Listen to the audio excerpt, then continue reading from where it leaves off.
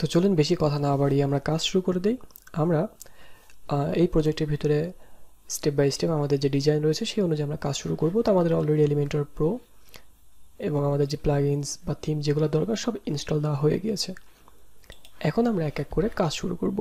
তো প্রথমে বরাবরের মতোই আমরা পেজ তৈরি করব, তারপরে লিঙ্ক সেট আপ করবো। তো চলুন সেগুলো আমরা করে ফেলি। প্রথমে আমরা যাব সেটিংস থেকে পার্মালিঙ্ক,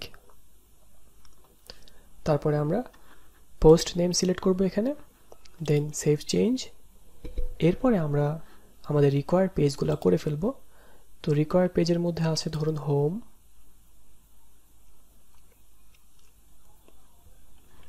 তো আমরা এখানে করে ফেলি হোম পেজ, হোম,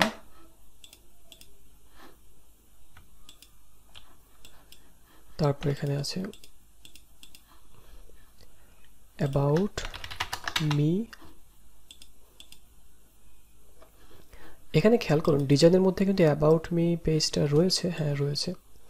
তো অ্যাবাউট মি পেজের কিন্তু ডিজাইন করা নেই এখানে, অর্থাৎ ব্লগ, কন্ট্যাক্ট আর সিঙ্গেল ব্লগের ডিজাইন রয়েছে, বাট অ্যাবাউট মি এর ডিজাইন নেই।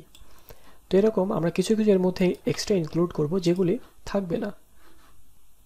তো এরকম আমরা কিছু কিছু এক্সট্রা ডিজাইন ইনক্লুড করব যেগুলি আমাদের ডিজাইনের মধ্যে নেই, বাট আমরা ওয়েবসাইটে সেগুলি ব্যবহার করব। তো চলুন আমরা এখানে অ্যাবাউট মি পেজ ক্রিয়েট করেছি, এবার আমরা আরেকটি পেজ ক্রিয়েট করব, সেটি হচ্ছে ব্লগ। দেন আমরা আরেকটি পেজ ক্রিয়েট করব, সেটি হচ্ছে কন্ট্যাক্ট। আমরা এগুলো কেটে দেই, কন্ট্যাক্ট শুধু কন্ট্যাক্ট থাক। আর যে দুটি আছে privacy policy, terms and condition, তো আমরা এখানে অ্যাড করে দিতে পারি যে privacy policy, terms and condition. যেহেতু প্রাইভেসি পলিসি রয়েছে তো আমি এখানে দিয়ে দিই টার্মস অ্যান্ড কন্ডিশন। এই দুটো পেজ TITION পাবলিশ করে দিলাম।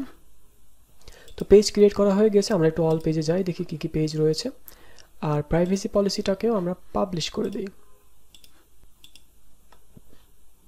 এখন বাকি কাজ হচ্ছে আমাদের একটি মেনু তৈরি করতে হবে। তো অ্যাপিয়ারেন্স থেকে মেনুস,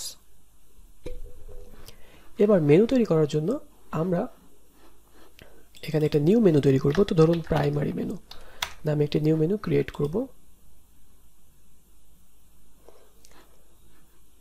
এবার আমরা এখানে যেগুলো আমাদের কাস্টম মেনু বা যেগুলি আমাদের দরকার নেই আমরা প্রাইমারি মেনুতে রাখবো না।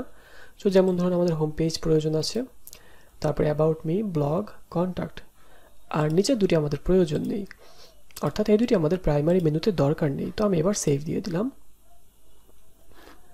তো আমাদের ওয়েবসাইটটা কিন্তু কিছুই নাই। এখন আমরা যদি আমাদের ওয়েবসাইটটাকে রিলোড দেই, ভিজিট করি, এখান থেকে মাই ব্লগ থেকে ভিজিট করি, তাহলে দেখুন যে কিচ্ছু করা নেই। এবার আমরা আস্তে আস্তে হেডার এবং ফুটার কমপ্লিট করে ফেলবো। তো হেডার ফুটার কমপ্লিট করার আগে আমাদের টাইপোগ্রাফিটা কমপ্লিট করতে হবে এবং কালারটা ফাইনালাইজ করতে হবে। তো আমরা ড্যাশবোর্ডে যাই। তো এর পরবর্তী পার্টে আমরা টাইপোগ্রাফি এবং কালার ফাইনালাইজ করব।